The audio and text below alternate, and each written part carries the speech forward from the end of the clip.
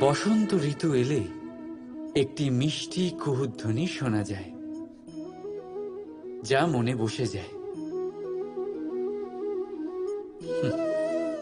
কোকিলের কুহুতান বড়ই মিষ্টি, বড়ই সুন্দর।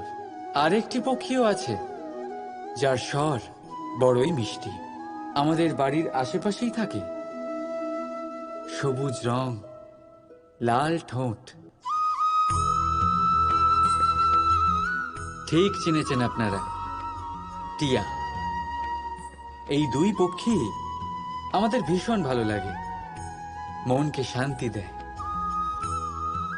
কিন্তু এই দুজনের মধ্যে অনেক পার্থক্য। কোকিল বনে জঙ্গলে স্বাধীনভাবে ঘোরে, কিন্তু টিয়া অনেক সময় আমাদের বাড়ির খাঁচায় বন্দি পাওয়া যায়। কেন হয় এরকম, কখনো ভেবেছেন?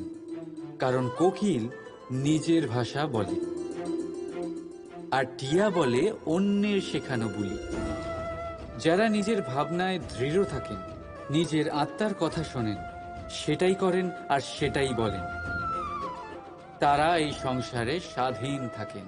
আর যারা অন্যের বুলি বলেন, আত্মমন্থন না করে, তারা বন্দী হয়ে থাকেন, কখনো খাঁচায় আর কখনো ধারণায়।